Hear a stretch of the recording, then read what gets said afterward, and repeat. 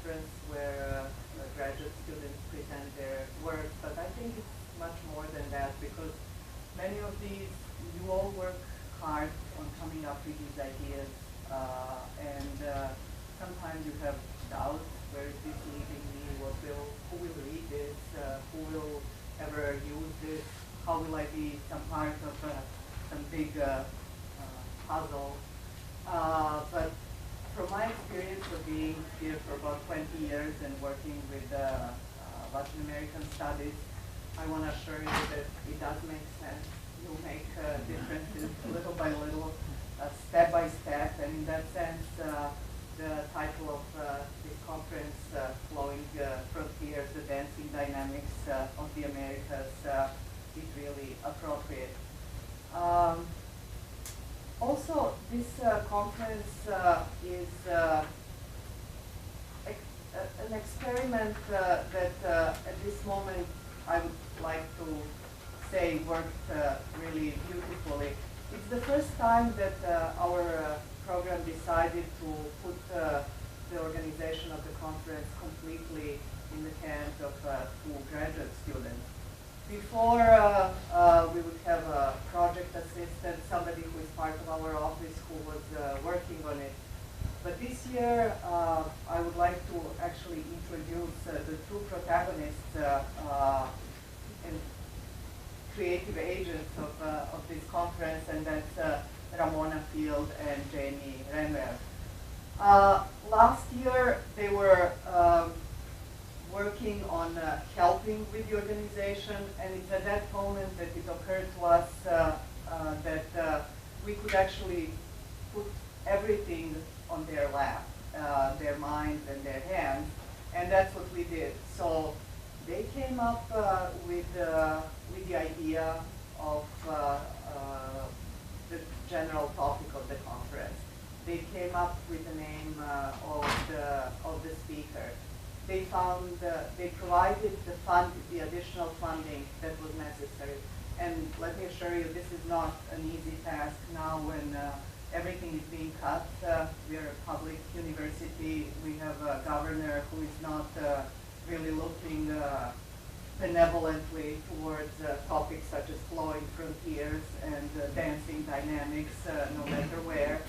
And they really danced beautifully through this minefield that was ahead of them and came up with this.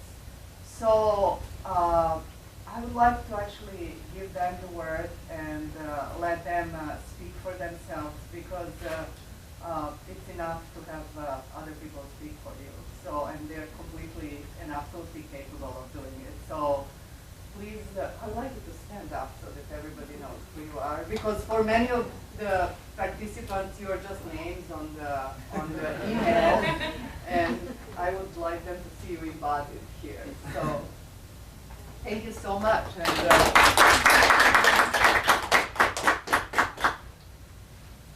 all right, well, thank you all for being here, and most of you are conference presenters today, so thank you as well.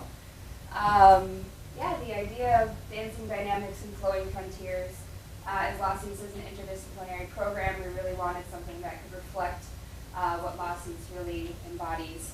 And so the crossing of borders and the musicality of study. So that's what we came up with, and we're going to start off right away with people on our first panel, Ian, Jason, and Joe. And you can kind of, I'll have you just introduce yourself just a little bit if you choose to, otherwise you don't have to. And I'll give you some signals when there's 5 minutes, 2 minutes to go, so we can stay on track. And if you need anything else, either of us can get that done for you. So, all right? Would you like to?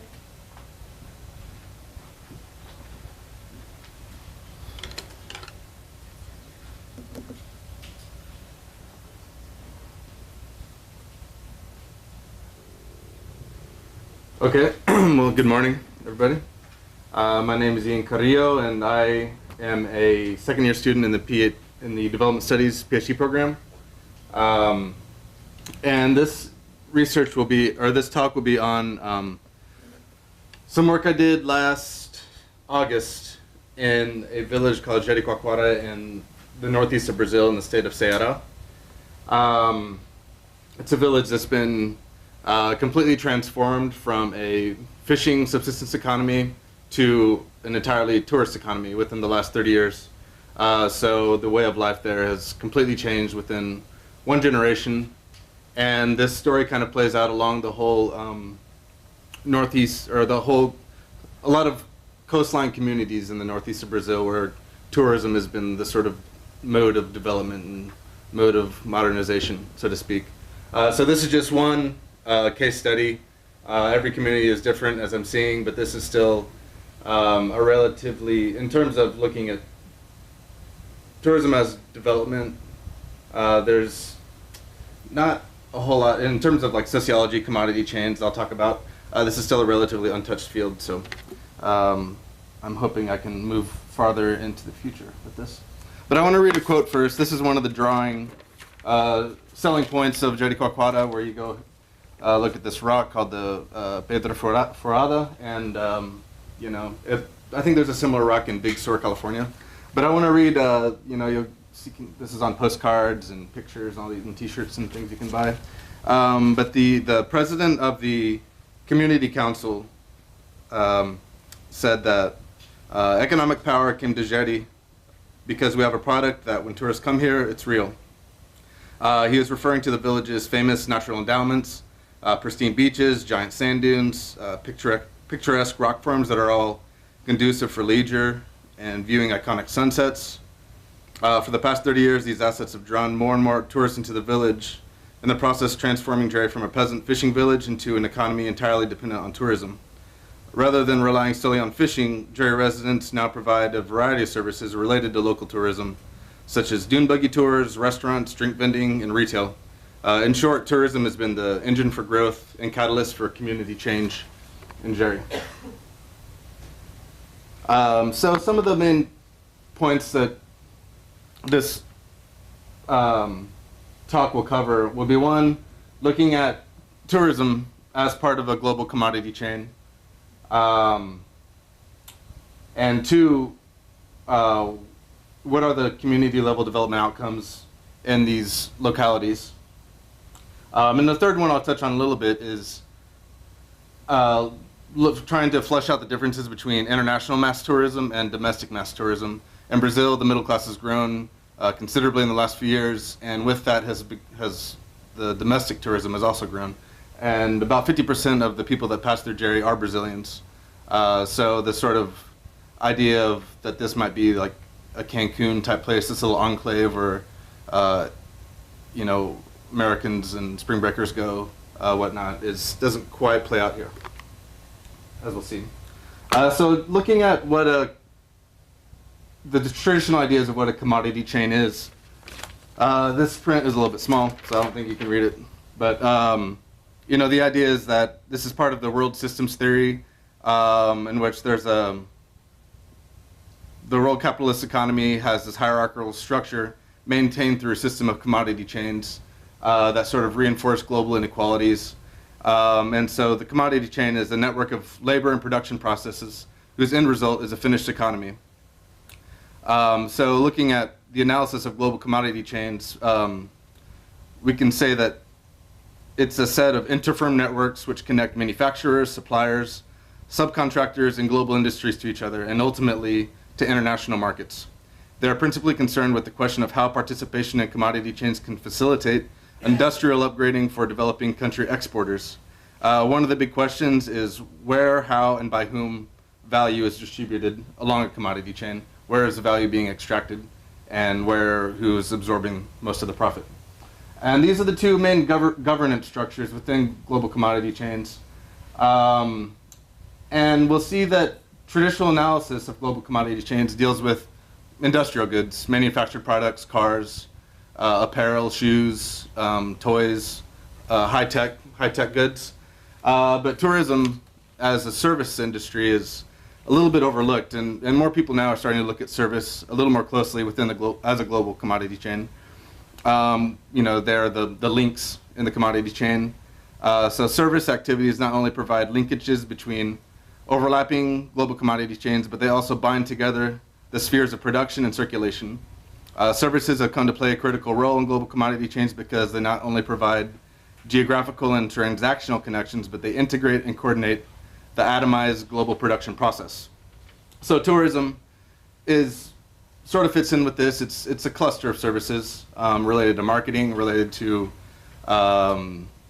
transport, but there's also tangible goods included in there, the airplanes, the buses, the dune buggies we'll see here.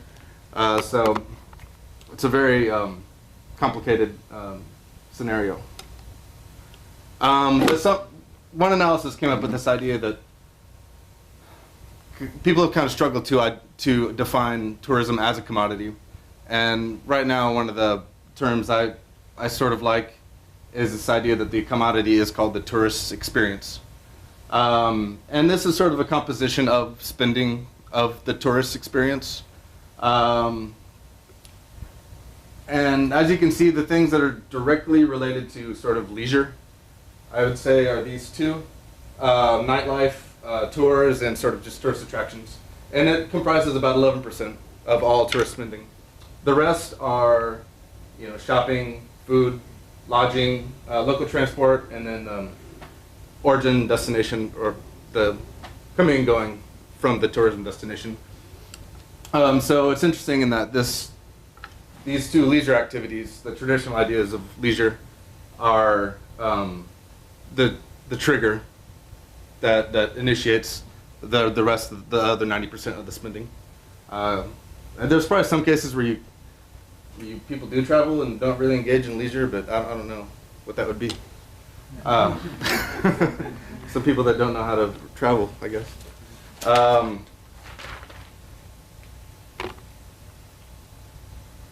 So Brazil in the last, nationally in the last 20 years has engaged in more coordinated efforts to promote tourism. There's been national policies, there's been state level policies. This is just a selection of a few. The print might be too small again for you to read it, but in the 60s, the two big tourism councils were founded that basically still exist today. In the state of Ceará, where I'm located, my research is located, in 1979 they established their first tourism plan for the state. And it was just kind of a way to create more hotel rooms, create some travel agencies, just sort of lay down the first infrastructure for tourism and maybe try to attract some private investment for that. In the 90s, the Brazilian government started to take this all more seriously, mostly as a way to bring in foreign exchange earnings due to the debt crisis, the balance of payments crisis. Getting some foreign money was higher on their list.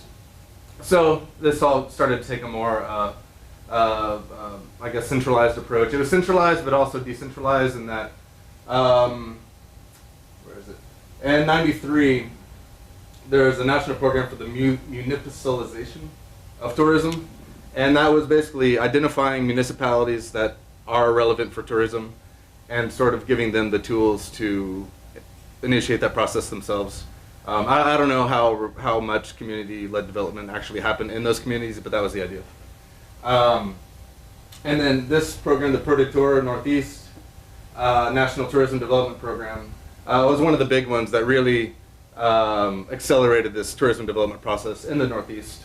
It was a program coordinated with the Inter-American Development Bank, the Brazilian federal government, and some state governments. And then in the 2000s, when the Lula administration came in, they started to streamline things a little bit more. They founded the Ministry of Tourism, which was previously in the Ministry of Sports and Tourism. They established a national plan for tourism, which was reestablished in 2007. And this all was kind of put in place because of the World Cup and the Olympics and trying to, push along the process of tourism. Let's see. So I want to quote something here from the National Plan for Tourism, the 2007 one, in which it explicitly stated they want to start promoting domestic tourism as a strategy. As a priority mission, the main task of the Ministry of Tourism for the next 4 years will be to strengthen the domestic market, In addition to its great economic impact, strengthening domestic tourism is a powerful tool for job and income generation, as well as for social inclusion. So anybody that's familiar with Brazil's industrial policy, the National Development Policy, the Program for Acceleration and Growth, this starts to mirror some of the same language they use, that, especially the idea of social inclusion. So here we can see that a lot of the municipalities have been identified throughout the country. There's 276 touristic regions, meaning like Northwest Ceará State, Center-West Ceará State. All these things are really broken down into little regions per state, with more than 3,600 municipalities throughout the country. And the plan was relatively successful in terms of promoting tourism to bring in foreign exchange earnings.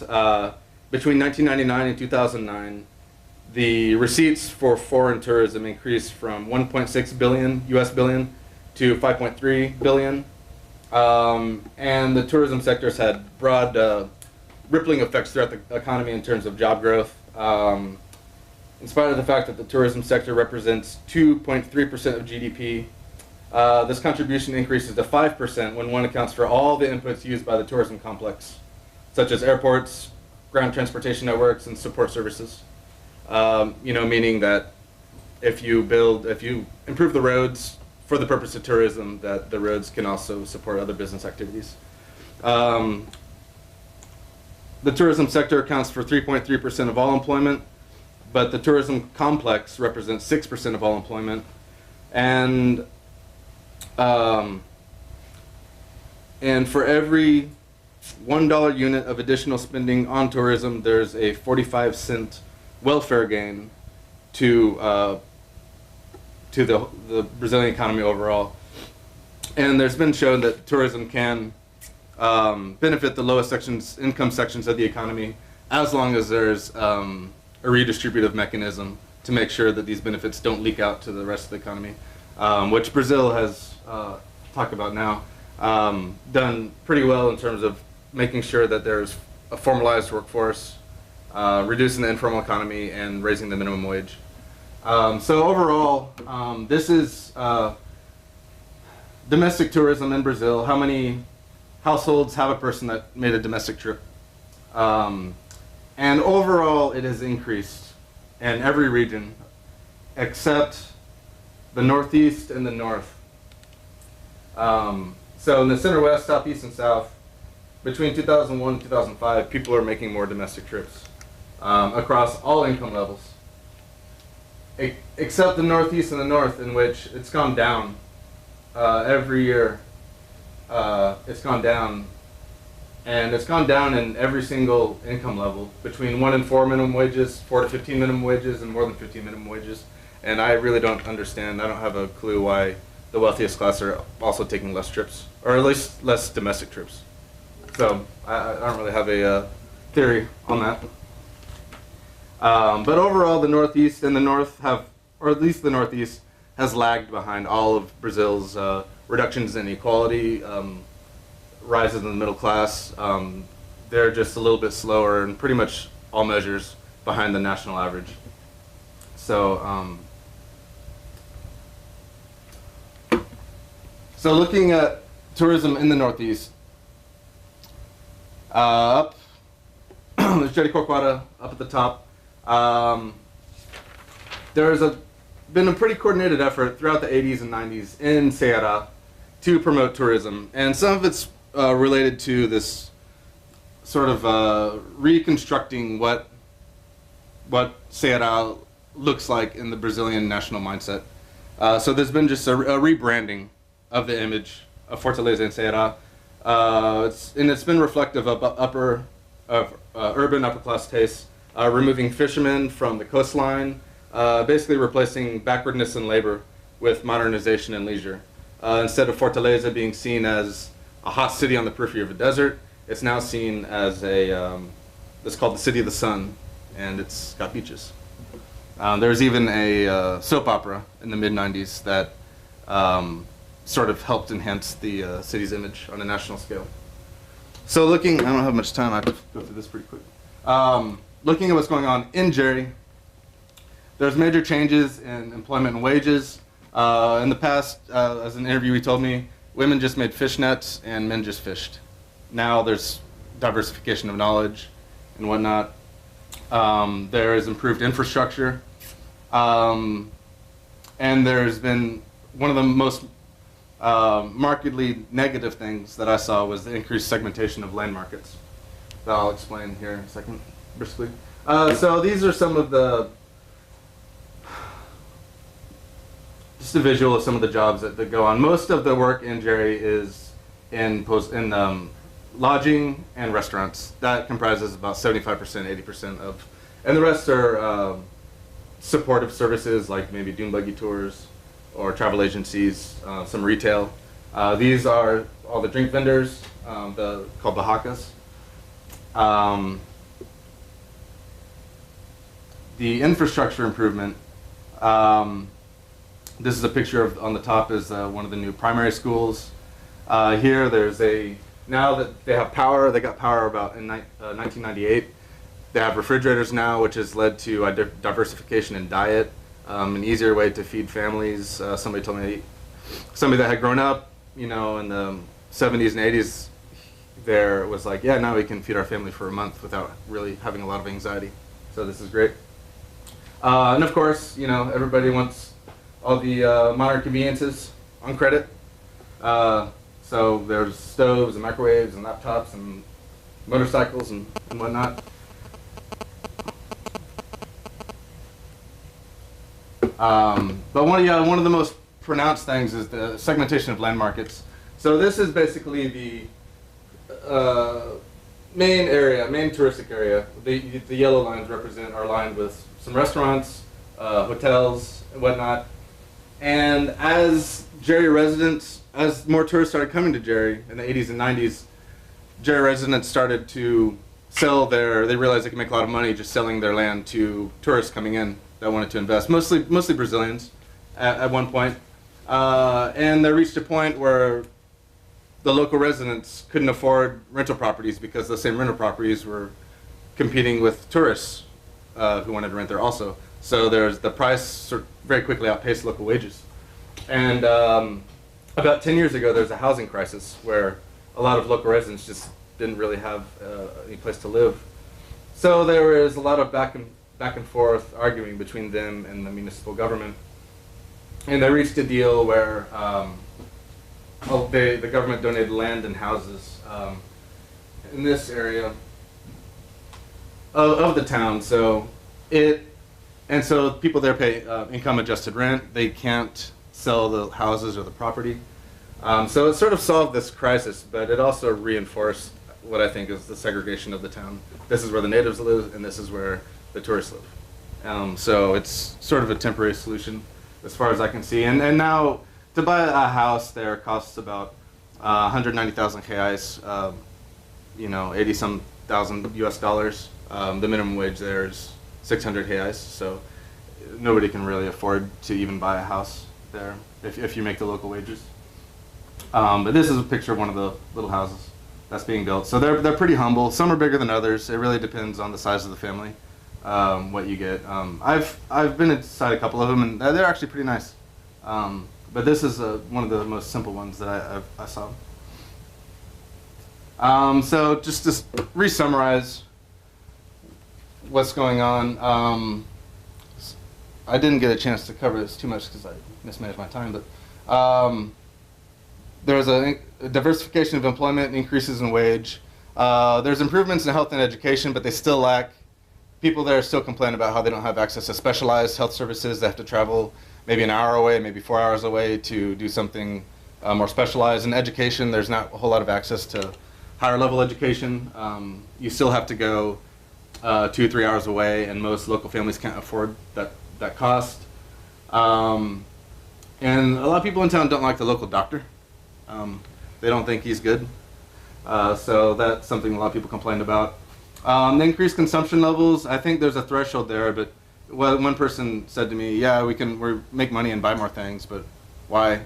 I mean, we can feed ourselves, but now everybody wants to make more so they can buy more, so they charge more.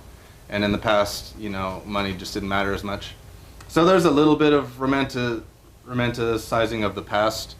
But yeah, this kind of gets into sort of the moral idea of what development means. Is it just to have happiness, or is it to always be able to consume the newest technology or whatnot? And then, of course, land market segmentation is a big thing. As the population grows, the borders are fixed because Jerry's in a national park. It's an environmentally protected area. So you can't just grow the borders to satisfy the increases in population. So that's something that will have to be resolved in the next few years. And that's it. Thank you.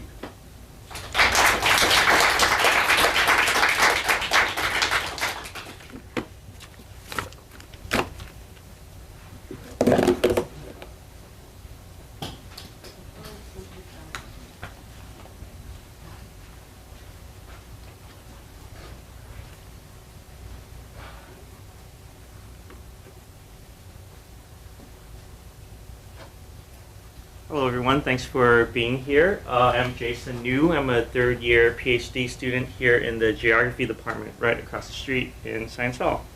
So today I'm going to be talking about the preliminary pre-dissertation fieldwork I did in Rio de Janeiro last summer. I'm currently working on developing a dissertation proposal based off of this material. So I'd welcome any suggestions at the end about where you feel this work has potential, where it's most interesting, what directions I might want to take it. So I looked at redevelopment projects in Rio in the context of its preparations to host a series of mega events, including the Olympic Games in 2016. I'm interested in the transnational dimensions of urban management associated with these events. Planners in Rio are looking outwards to cities around the world for examples of best practices. This is our annual conference where graduate students present their work, but I think it's much more than that because many of these, you all work hard on coming up with these ideas, and sometimes you have doubts, where is this leading me, who will read this, who will ever use this, how will I be some part of some big puzzle. But from my experience of being here for about 20 years and working with Latin American studies, I want to assure you that it does make sense. You make differences little by little, step by step, and in that sense, the title of this conference, Flowing Frontiers, the Dancing Dynamics of the Americas, is really appropriate. Also, this conference is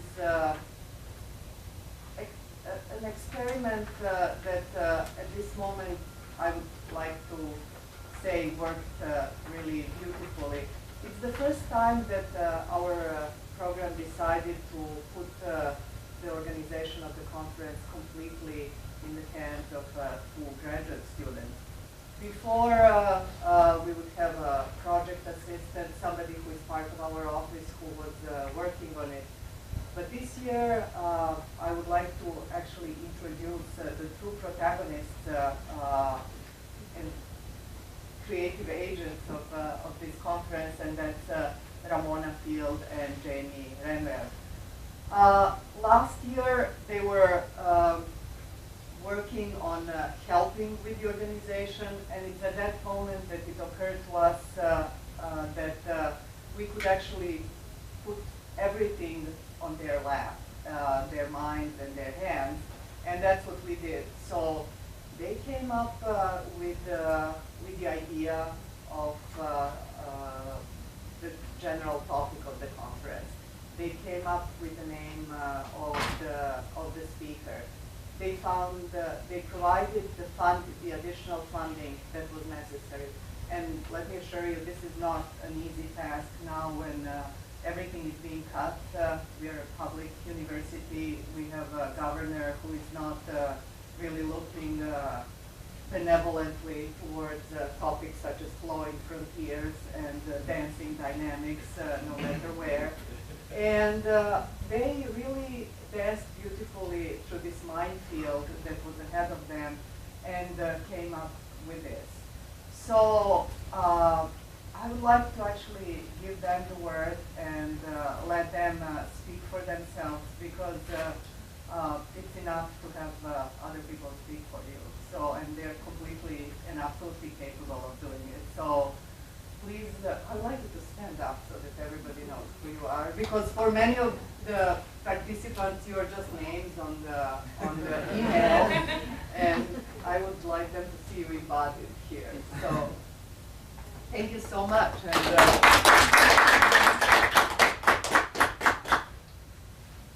all right, well, thank you all for being here, and most of you are conference presenters today, so thank you as well. Yeah, the idea of dancing dynamics and flowing frontiers, as LACIS is an interdisciplinary program, we really wanted something that could reflect what LACIS really embodies. And so the crossing of borders and the musicality of study. So that's what we came up with, and we're going to start off right away with people on our first panel, Ian, Jason, and Joe. And you can kind of, I'll have you just introduce yourself just a little bit if you choose to, otherwise you don't have to. And I'll give you some signals when there's 5 minutes, 2 minutes to go, so we can stay on track. And if you need anything else, either of us can get that done for you. So, all right.